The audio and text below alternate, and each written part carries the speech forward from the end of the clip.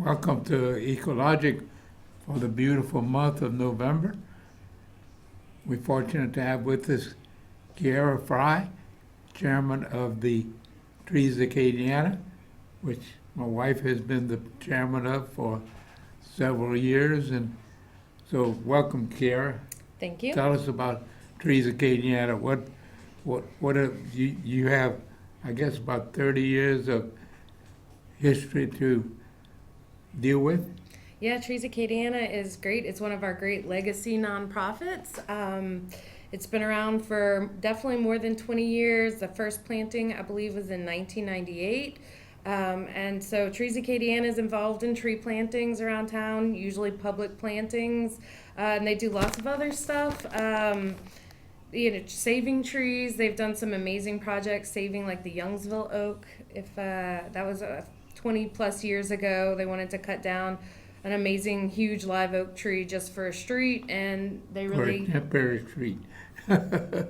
Oh. It was for a temporary street. Temporary street, yes, for a DOTD project, yes. And luckily the community was able to pull together through Trees Acadiana's help and save that tree and save another one that got moved, huge oak tree out in New Iberia. I think It was Mr. Al, yes. Yeah.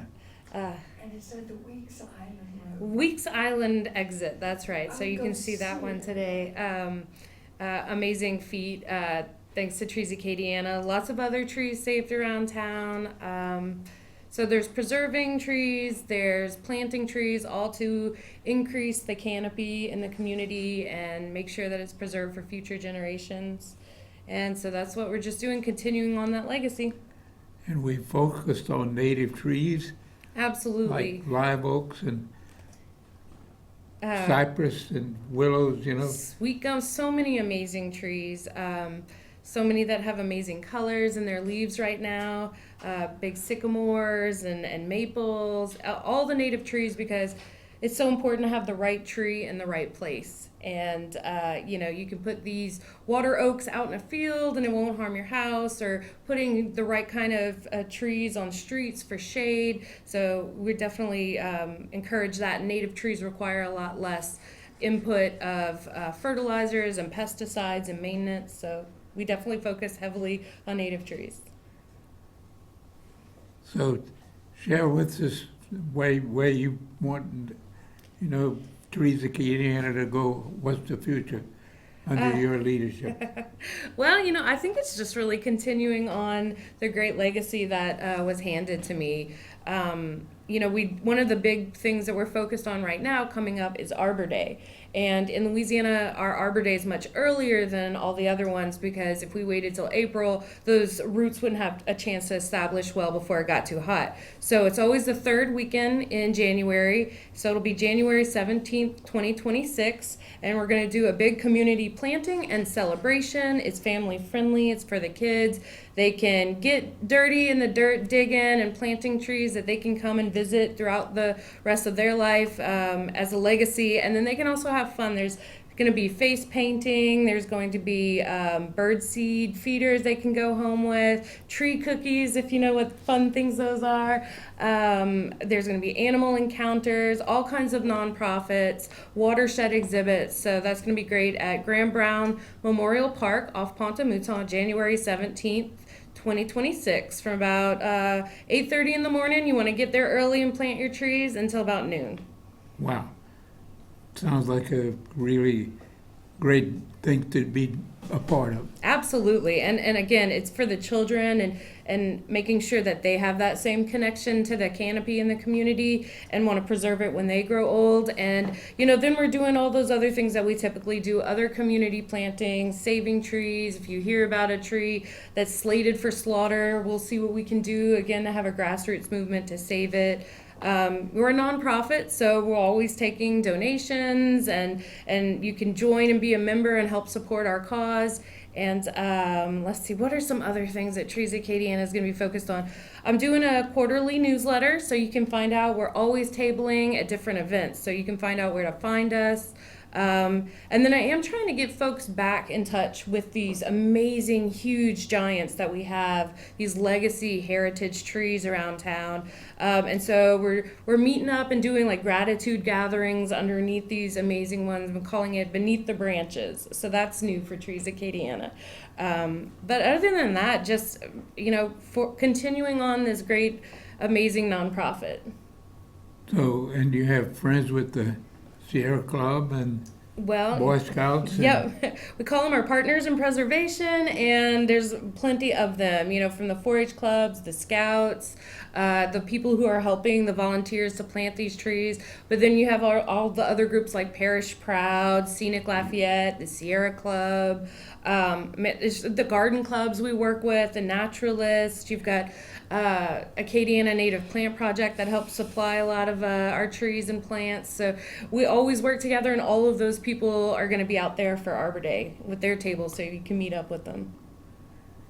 And we've potted trees over the years, and we've given them out at festivals. And Yeah, it's pretty amazing. Trees Acadiana for many years would get a tree grant. So instead of money, we would actually get thousands of trees, bare root seedlings, and pot them up and hand them out for free.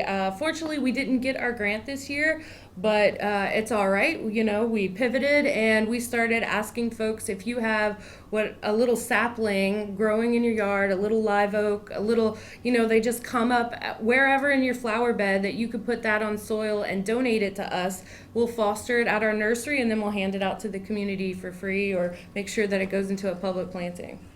So if anybody's growing any, contact us, treesacadiana.org, and you can set up some stuff. We'll come out and meet up with you. the buckets you see in there, the yellow one is the willow, and the white one is cypress. And a cypress tree, of course, will live forever. And the Sierra Club had a plan to register, and they wanted to find out the trees that were alive when Louisiana Purchase was done in 1803. And so, in light of that, we were in Lake Falls Point, and we measured and we bored about 10 trees, and the youngest was about 1,200 years old. Wow. And the oldest was 1,800 years old. Wow. How big around was a tree that old? I guess the trunk would have been almost as big as this room. Wow.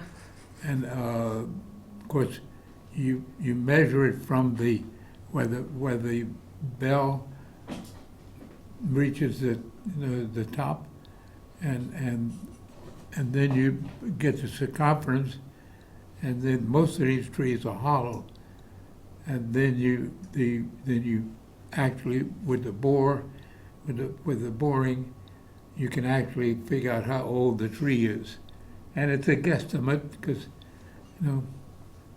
finding out the age of a tree is always, until you cut it down, Yeah. is not easy to do. That's amazing. Yeah, they really are kind of dinosaurs. But I don't think we had the oldest, and it was on Lake Falls Point, I think, and Lake Dotrieve. We did 5 on Lake Dotrieve and 5 on Lake Falls Point. And we had no way to know whether we had the oldest, but 5 were over 1,500 years old. That's amazing. So those trees actually had Native Americans paddling under them, It's kind of an amazing thing. Yep. Well, I'm going camping out there this next weekend, so maybe I'll grab some cones from those cypress trees, and we'll try to grow them at Trees Acadiana, just like folks can get some acorns from legacy trees. I think you said these come from UL, the Century Oaks? Yeah. These acorns, and all you hunters and outdoorsmen, when you go to the woods during the acorn season, go pick up a pocket full like this, and you brush the leaves aside, put 3 of them in, step on them, then push the leaves back over it so the squirrels won't find it. And then you have, that's the way Dr. Stevens planted all those oak trees at UL. And he took all the acorns from the cathedral oak. And so there's a lot about the right genetics. And, you know, I think Mike Richard with the Live Oak Gardens has done a lot of research on it. He knows more about it than anybody else. But he says there's a lot to selecting the right acorns. And the acorns that come from the cathedral oak are all the acorns that they planted at UL in 1900, at the turn of the century. That's amazing. I didn't realize they were, children of that St. John's Cathedral oak. Yes. Yeah, we have some of those. We also have some of the Whittington oak and the Windy oaks, if you've ever gone in that neighborhood. So that's some more Lafayette history. I got a bunch on an ancient tree bike hike we just did with horticulturist Jim Foray in New Iberia. So I've got some from Shadows on the Teche in New Iberia City Park. And some of the prettiest oak trees are along the Bayou Teche. Yes. And you want to, and you can't see them from the road. You got to see them from a boat, so.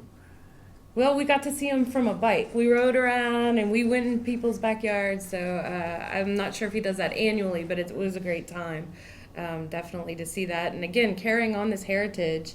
And then, planting them, you mentioned a little bit about just planting them out in the wild, and that's amazing. But you can also grow them and in your yard. And we shared in our newsletter back in the spring how to actually grow them successfully. You do a float test and all of this stuff to make sure you've got some good acorns. Tell us about a float test. Well, acorns, they're on the ground, so the bugs will get in them and all these other things, and sometimes you can't see it on the top. So if you take a handful of acorns and put it in a cup of water, and if you leave it for a while and see if any that float, you don't want to plant those. They probably have air or bugs in them, and so the ones that sink, you can go ahead and those will be a successful growing if you put them in some potting soil and take care of them. You'll have your own little live oak tree one day. Yeah. And to plant willows right at the Hilton Hotel, they had a big mud flat, and my scouts with willow branches, just like you're seeing in that yellow pot, we just stuck about 50 of them in the mud, and got the kids all muddy. I love that. But those big willow trees in front of the Hilton Hotel were planted by my scouts. I love that. That you could just drive around Lafayette or Acadiana and see different places where you said, oh, I planted that, and those trees, if you're driving along Louisiana Avenue and all of the median, those are all trees, Acadiana trees. And like you were saying earlier, your scouts will take them out when they're camping and plant oak trees all over. Yeah. They had a planting that we noticed along, I guess, the levee from Sandy Cove Landing to Lake Foss Point where you're going. There were no oak trees. And so we got 2 buckets, 5-gallon buckets of acorns. And that's about a 5-mile run, and planted 2 lines on each side. And now they have squirrels and oak trees. That was done about 15 years ago. So now those oak trees, and we planted both water oaks and live oaks. Yes. And again, right tree, right place, and that's right. A great place for some water oaks. They get a bad rap around here, but yeah, they're just not meant to, I think, be around people's houses and next to their roofs, but along the levee, that's the perfect place. Yeah. We forget that trees just aren't shade. They actually provide tons of food and shelter for all the wildlife out there. That's what the deer are eating this time of year, and not to mention the squirrels and other animals that, take shelter in them. And, one native tree will clean the air for 50 automobiles. Nice. Oh, I Yeah. love that. And of course, the trees that are green all year long, like the pine trees or the live oaks, will do the best at that, Amazing what they give to us. I think I read the other day that planting 7 trees will produce all the oxygen that you breathe over your life. So as long as we're planting more than they can cut down, we're doing a good job. Yeah. It is just amazing how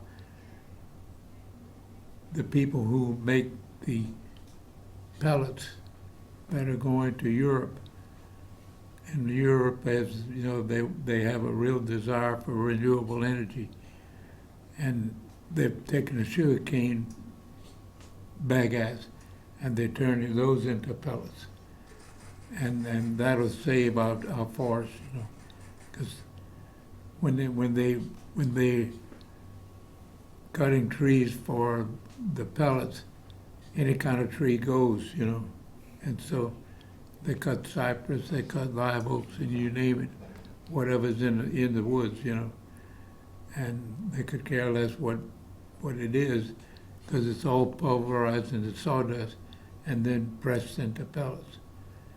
But they're using those pellets.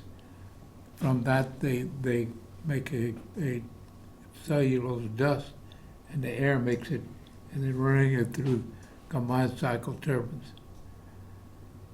It makes me think of those smoker barbecue pits and their Yeah. little pellets. But yeah, trees are a renewable resource to the extent that the soil can be replenished. And so if we're just going around using trees in products the way that you're saying, it really isn't as a renewable resource as something like a grass or sugarcane. So I'm pretty optimistic about the way that people's opinions of trees are changing and how they really see them as a valuable, important thing to take care of and preserve and restore in a lot of places. We've done a lot of plantings where a tree has come down because of flooding or because of the cold, and we're planting inside stumps and restoring. So that's good too. And the nurseries have been very generous to us, There's some great nurseries around here with some amazing native plants. Again, we're going to be planting some native species, some amazing ones out at Brown Park for January 17th. And we've got some sweet gum. We've got a sycamore, a bunch of bald cypress. We've got, a live oak for sure. I don't think we're doing any maple. There was a lot of maple out there. We've got some green ash. That looks really good. And then we've got some edible species. So we've got some native pecans, some sweet pecans. It's not native, but we're doing a fig because they produce well around here and they survive through that freeze. So we're staying away from the citrus. And then some red mulberry, which I make a great mulberry pie. So that'll be out there too. Wow.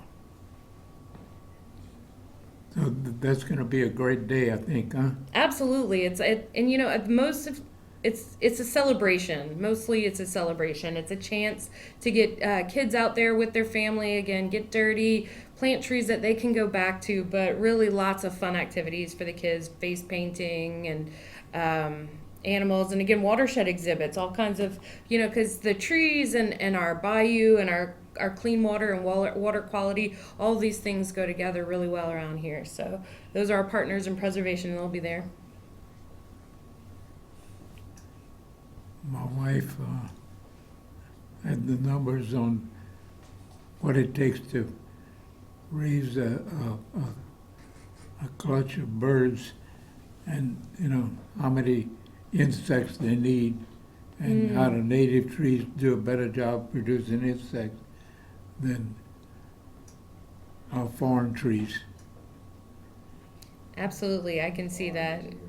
They evolved in this area to live off of these different species, and yeah, that's where they're going to raise their young and then have their larva that feeds all of these different bird species. So if you're a bird watcher, you gotta love trees too. Yeah. And it takes 4,000 She's over here. It takes Yeah. 4,000. to do the chickadees, a clutch of 7 chickadees. Wow. 4,000 worms to do a clutch of 7 chickadees. Wow. And then the native trees do better about that than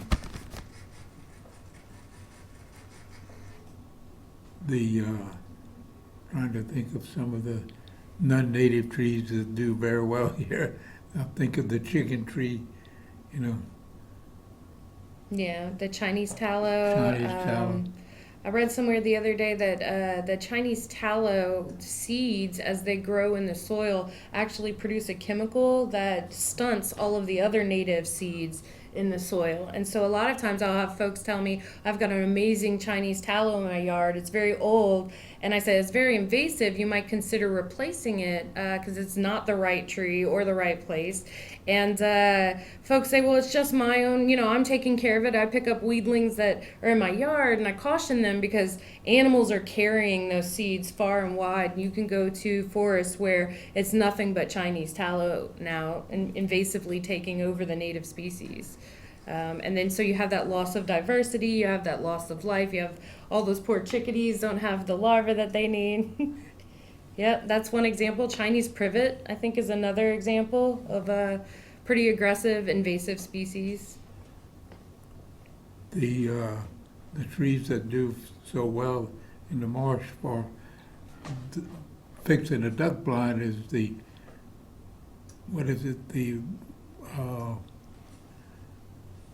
wax myrtle. Ah, okay. And they do very well in a yard. They make it's a native tree that does very well in a yard. And then they're easy to find, and they also will sprout from a cutting. Yep, love that. And then you can make candles that's how the wax myrtle got its name, The Cajuns made the candles out of them. A lot of the trees that we have, even the invasive ones, were brought here because they had made such good products. I think the camphor tree is a good example of that. People brought it over. They were actually making plastics from it way back in the day and spread it around, and it's kind of invasive. And we used to make pop guns, and pop gun you'd take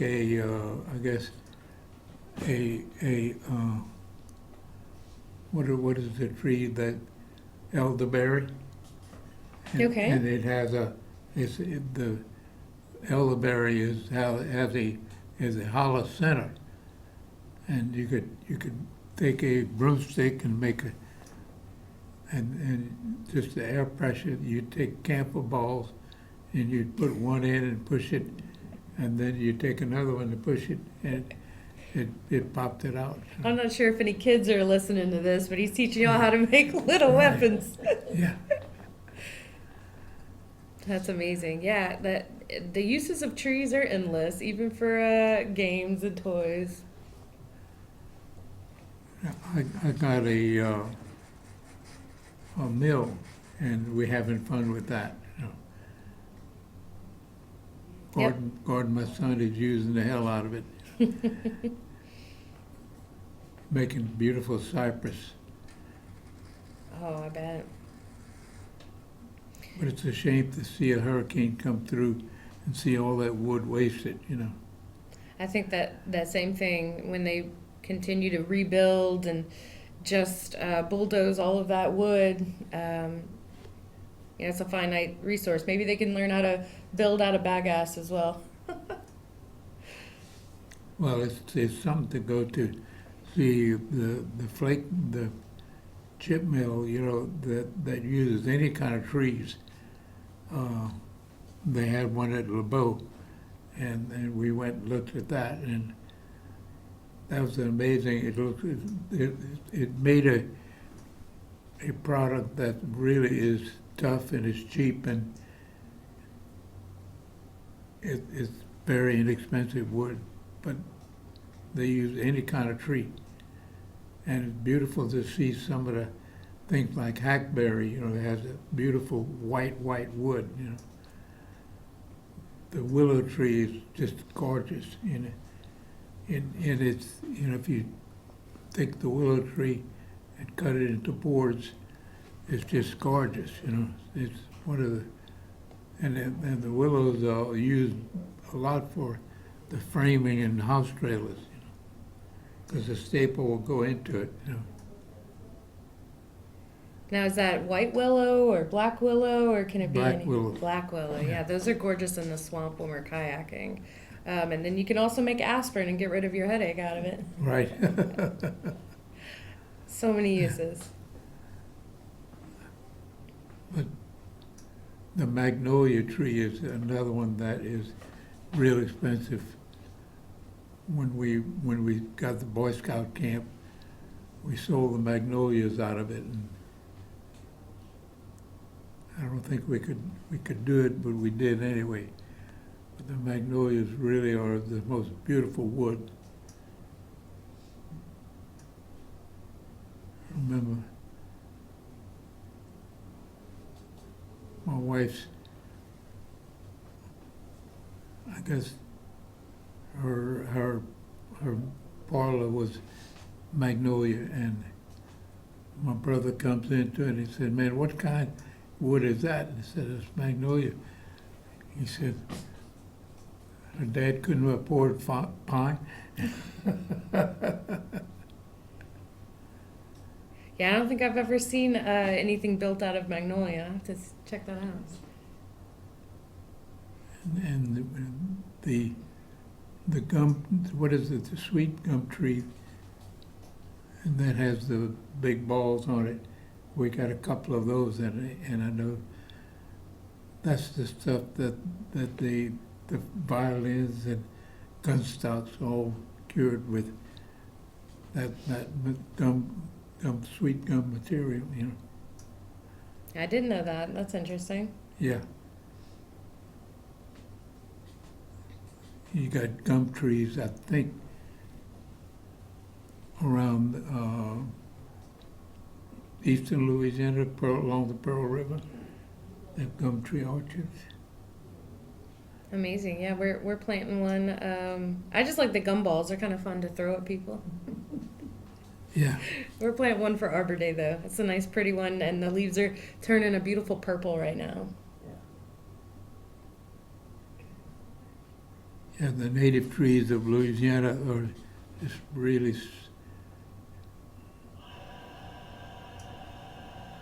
I think our cypress was all cut, and people worried about it. Well, you can't grow it because it takes too long, but had they replanted, or they left enough behind for seed, we wouldn't have all the stumps and everything. They Yeah. were cutting cypress to make cypress mulch, and Again, I think people have a better attitude nowadays, and hopefully they're making better decisions, not using cypress mulch in their gardens, and just showing companies out there that it's not worth it to just cut down trees for products anymore, and that, like you said, practice sustainable forestry, where if you do cut down, that you're also replacing in kind. And then maybe not cutting down the ancient ones. I heard recently somebody said that harvesting Spanish moss, they would go around in those flat bottom boats and pull it out of trees, and sometimes they were cutting down 250-year-old live oaks just for the Spanish moss. And I was like, wow, oh, that hurts my heart. it's like the natives came and they cut down the pecan trees to harvest the pecans. Right, yeah. And a pecan tree will live 100 years, you know. And our native pecans are, they're probably the richest and the oiliest. Oh yeah, pecan oil is nice. It's expensive, but it's nice. Yeah. But I can think of all the uses for trees, you know. You'd have a hard time building a home without it. And the southern forest, we can grow pine trees in 6 to 8 years, and it takes 50 years up north to grow a fir tree. So our forests, are instantly renewable. You know, we can easily grow trees that can be turned to timber and 2x4s and 2x6s in a 10-year period. So some of our forests have been, replanted and Yeah, we're Yeah. blessed with the Yeah. things that trees love most: soil from the meandering of the Mississippi River and lots of water, because we know what it's like to have lots of water in Louisiana. Yeah. we had about 22 million acres of bottomland hardwood forest in Louisiana and Mississippi and Arkansas. And that was all cut down at taxpayers' expense with soybean fields and cotton fields and you name it. And it took them a while to catch on what that was doing, because all that wood was wasted. And stack them up in piles and burn them. It's one of the issues that took the bear out. The Louisiana black bear thrived in this 22 million acres of bottomland hardwood forest, and we only have 2 million acres left. Wow. That's a crime, and people made flooring and furniture because there was red oaks and white oaks, and a white oak will grow back from a root, so you could cut white oaks and it would all come back. It's kind of like a chicken tree. That's amazing. Yeah, I mean, Trees Acadiana focuses a little bit more on urban canopy, and you can do some urban forestry, but we get told a lot, like what you're talking about, is they come in to develop new subdivisions, and that they're cutting down, forested land basically just to put homes, and that does, it gives some consideration to the water quality and flooding there. But yeah, they're just burning piles of trees that I guess could be made into furniture or other wooden products. Yeah, the red oak and white oak flooring is just beautiful. Somebody called us the other day about one of the churches going up, and it's taken 10 acres of somebody that was in the tree business. It's I guess on the corner of Fortune Road and Jermaine Metairie. Okay, out near Youngsville. Yeah. They got about 50 oak trees. They got about 5 or 6 that are mature oaks, But the rest of them are about 20 years old, I would guesstimate, Because the guy that owned the property was in the tree business, and he had these giant pots that, Oh yes. Okay. live oaks were growing in. I can actually picture the orchard now that you say that, right there at that four-way stop. Mm-hmm. Yeah, that's right.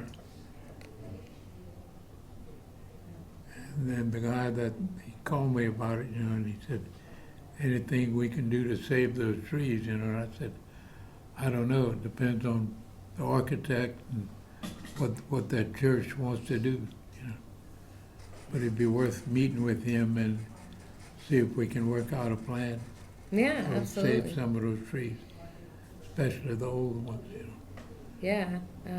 And like if anybody's watching this show and wants to, help and join up and be part of spearheading that, or at least contributing, and you really just need an army of people to show up and say, hey, we really, as citizens, care about these trees, and give that church the time to to see that it affects folks around here and make some different decisions about saving them. Yeah.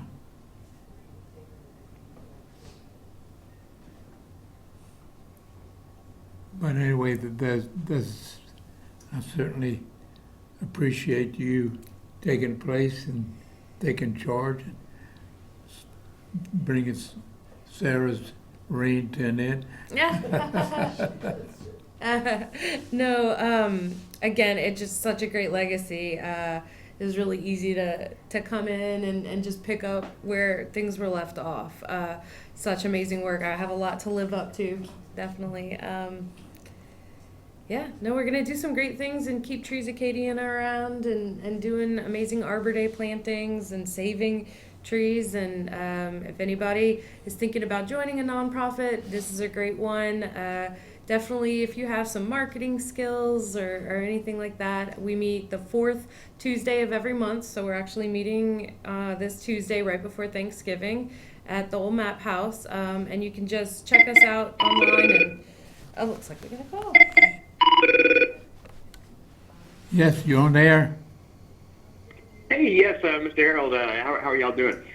I was listening to the program, and I was thinking about the, a lot of the old titans of industry, 100 years ago, Rockefellers and all that, and, the ways that they would kind of make their legacy by, creating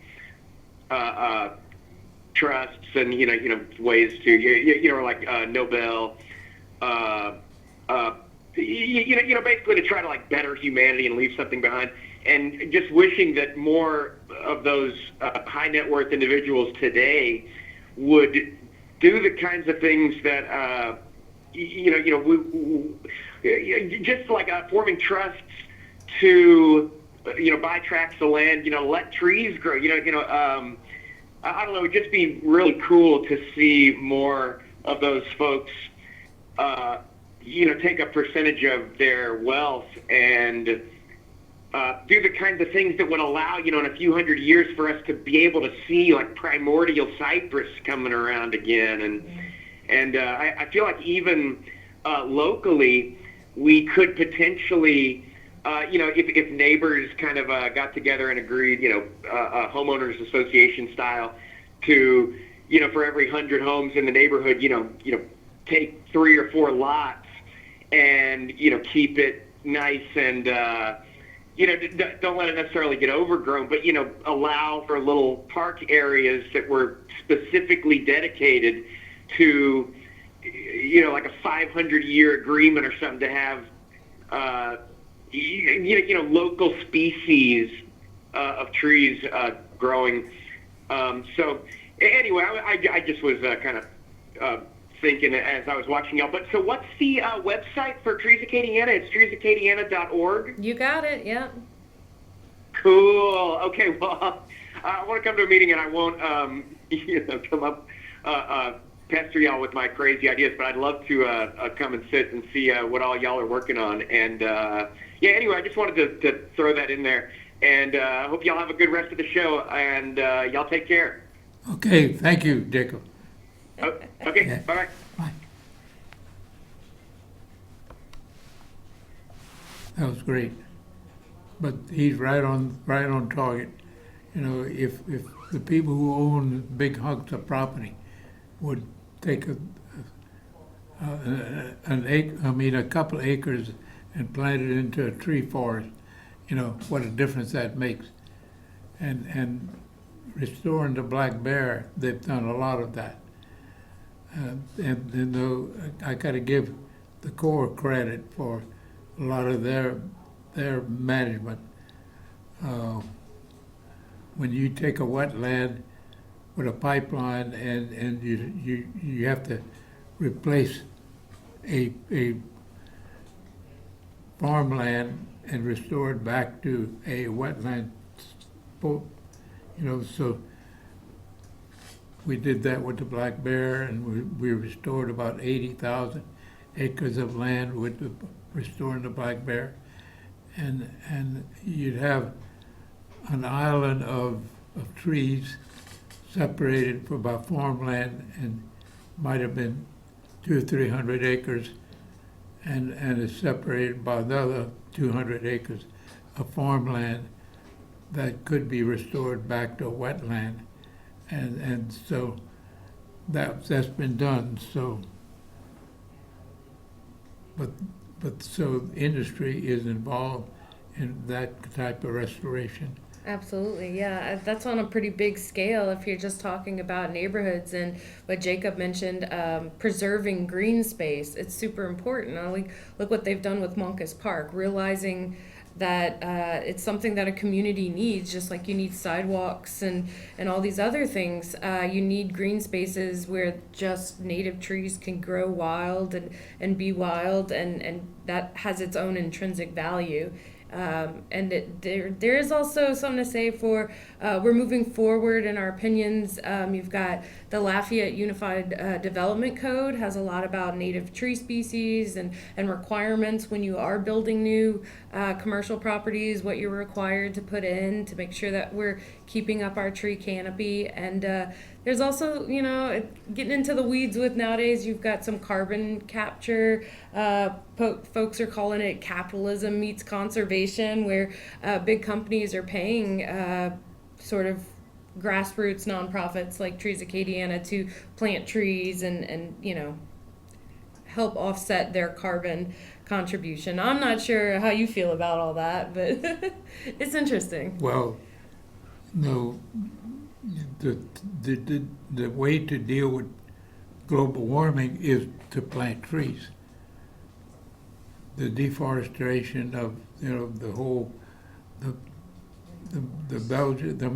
Brazilian forest, the rainforest, and all of that. That has a real problem for the earth, and because the rainforest has a big impact on wildlife and fisheries, the whole system of nature, and to go out there and burn it, as they're doing in Brazil and other Colombia and you name it, these are real negatives for the whole world and then the climate of the world, So I would hope that industry, instead of clearing the jungle to burn the jungle down to plant soybeans and wheat and everything else is something that is counter to the natural processes of the world. We desperately need industry to be involved in tree planting and supporting the same things that Trees Acadiana does. I think if one tree clears the air for 50 automobiles, you think of what 1,000 trees does. Yep, I'm with you. More trees. That's how we help combat climate change and how we protect homes from flooding and protect them from the damaging winds of more intense storms. Trees are kind of the answer. Yeah, that's right. That's right. We have 6 acres on the bayou, and we've planted most of the trees that are on those 6 acres. And I look at the trees that really grow fast, and there's nothing grows faster than a sycamore. That's actually my favorite tree. Yeah. It's it's got that creamy white bark, huge leaves. A lot of people don't like them because they have huge leaves, so that means they make a huge mess. But they are one of the fastest growing trees. I think you can get 3 or 4 feet a year from a sycamore. I cut one down for a friend of mine, and it was about 10 inches, 12 inches, and that tree was only 6 years old. Oh, wow. The growth length were about an inch. Wow.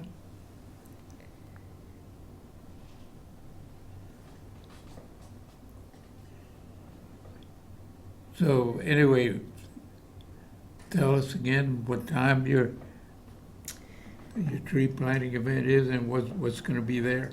Right. So again, it's Arbor Day, which in Louisiana is the third Saturday in January. So January 17th, 2026, from 8:30 to 12 p.m. at Graham Brown Memorial Park. It's at 1234 East Pont de Mouton Road, and we're going to That's have. the one you see from the interstate? That is the one you can see from the interstate. Yep, and Buc-ee's will be across the street from it. So, when folks come in from out of town, they'll have a beautiful park that they can go and eat mulberries from. But we're going to be planting these amazing species. We're coordinating with Acadiana Native Plant Project.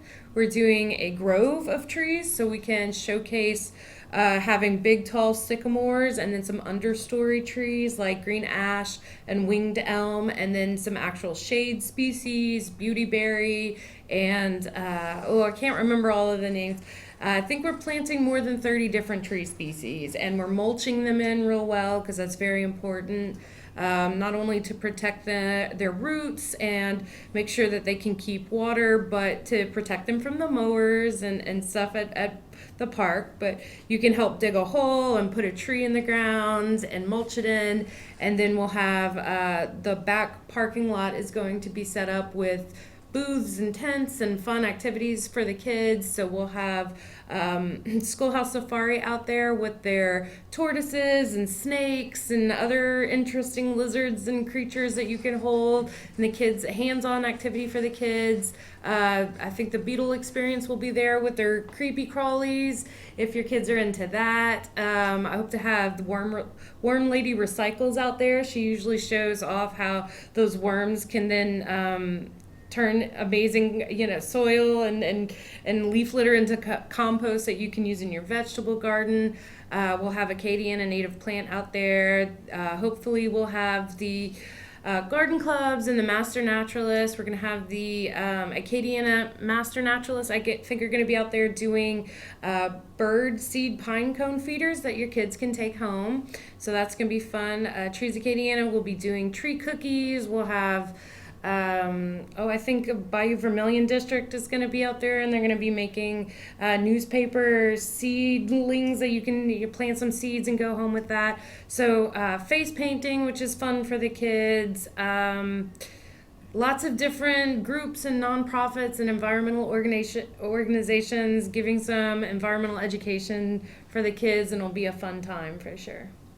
Sounds like a great way to spend a winter morning, huh? Absolutely. A very rewarding work, really fun. Everybody goes home at the end of the day feeling optimistic. We prayed for good weather, huh? We do it rain or shine. One of my favorite Arbor Day events, it poured down raining. It was real quick. It was a lot of water, and then, it made digging a hole easier. The trees loved it, and sometimes having a fresh little shower isn't a terrible thing. We've also done it when it was 26 degrees outside. I think the tortoises were wearing blankets, and it was still a lot of fun. You can warm up pretty quick shoveling mulch, so it's not that big of a deal. So anyway, a reminder, all you deer hunters and squirrel hunters and rabbit hunters, duck hunters, you might think of gathering a bag of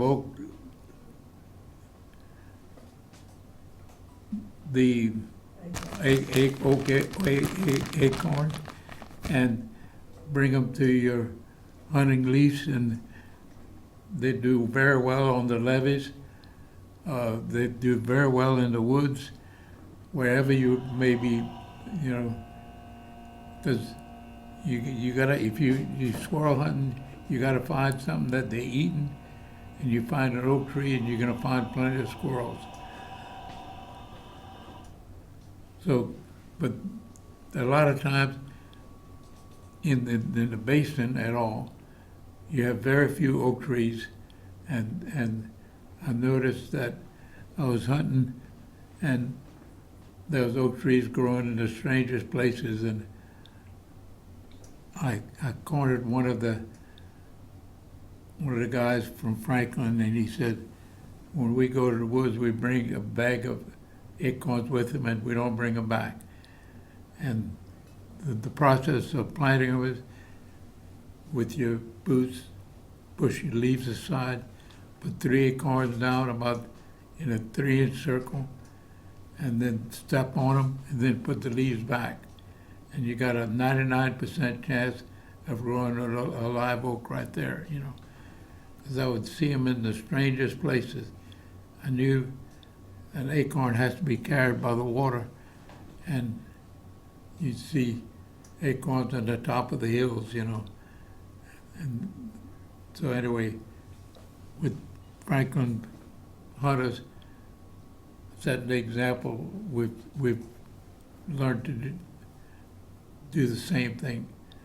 And we've planted oak trees all over. We've gone camping, even on the beaches, off the Gulf, you know, so easy to do.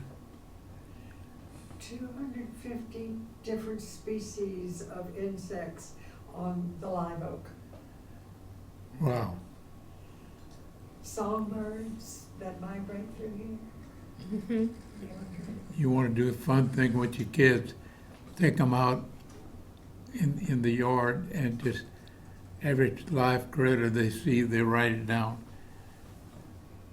And you'll see a mosquito hawk, or you'll see a bee, a wasp, and they all have to have the same thing. They have to have food, shelter, and everything that we need. But you'll see hawks, you'll see mockingbirds, you'll see blue jays, all these things, and they all have to be able to reproduce. And the native trees are the place where they nest, where they gather their food from. And acorns will feed deer and ducks and all kinds of critters.